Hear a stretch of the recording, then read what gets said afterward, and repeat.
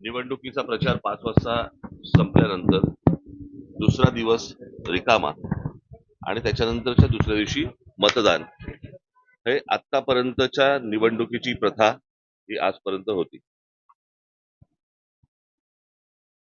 या सरकारला काय हवंय याच्यासाठी म्हणून निवडणूक आयोग जे काही काम करते याच्यामध्ये काल त्यांनी एक नवीन नोटिफिकेशन काढलं की आज मतदानाच्या आदल्या दिवशी तुम्ही 5 वाजेपर्यंत मतदारांना भेटू शकता. ही नवीन प्रथा, नवीन पद्धत कशी काय आली आणि कुठून आली ही काही कल्पना नाही. आणि आजच कशी अचानक आली, जी विधानसभेला का नव्हती, जी लोकसभेला का नव्हती, जी अगोदरच्या कुठच्याही निवडणुकांना का नव्हती, ही आत्ता कशासाठी आली. आणि त्याच्यात त्यांनी सांगितलं की तुम्ही मतदारांना जाऊन भेटू शकता, पण पत्रकं वाटू शकत नाही. मग कदाचित पैसे वाटू शकता, असं त्यांना म्हणायचं असेल. ही मुळात मुभा मिळाली का, दिली का आणि हा कायदा बदलला का, हे नव्याने या सगळ्या गोष्टी ज्या आणल्या जात आहेत ह्या कशासाठी आणल्या जात आहेत.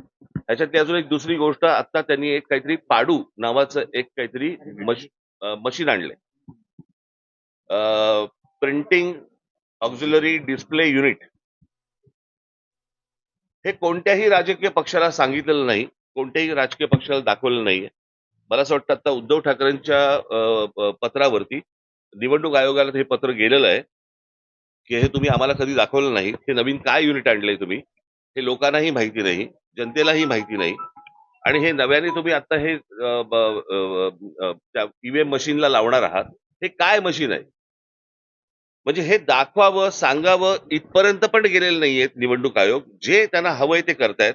ते वाघमारे ह्याच्यावरती उत्तर द्यायला तयार नाहीयेत. अर्थात आत्ताच्या सरकारने हा वाघ कधीच मारून टाकलाय, त्याच्यामुळे त्यांच्याकडनं काही अपेक्षा नाहीयेत. परंतु ही कोणती प्रथा आणि हे कोणत्या गोष्टी या महाराष्ट्रामध्ये चालू आहेत आणि निवडणुकीच्या तोंडावरती रोजच्या रोज हे कायदे बदलतायत, हा काय प्रकार आहे. मला असं वाटतं की पत्रकार म्हणून तुम्ही देखील ह्या गोष्टींचे प्रश्न त्यांना विचारले पाहिजेत, जनतेने पण विचारले पाहिजेत की हा काय प्रकार सुरू आहे तो.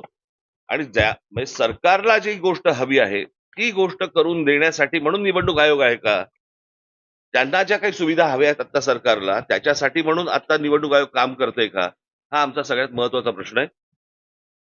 आमच्या दोन्ही पक्षाच्या सर्वच इतर राजकीय पक्षांच्या माझ्या सर्व माझे सहकारी जे काम करणारे आमचे सगळे जेवढे सहकारी आहेत, शिवसैनिक आहेत, महाराष्ट्र सैनिक आहेत, या सगळ्यांना आम्हाला सांगायचं की सतर्क राहा, की तुम्ही आपल्या विभागामध्ये आपल्या बूथवरती कोणकोणत्या गोष्टी चालू आहेत ह्याच्यावरती तुमचं लक्ष असलं पाहिजे.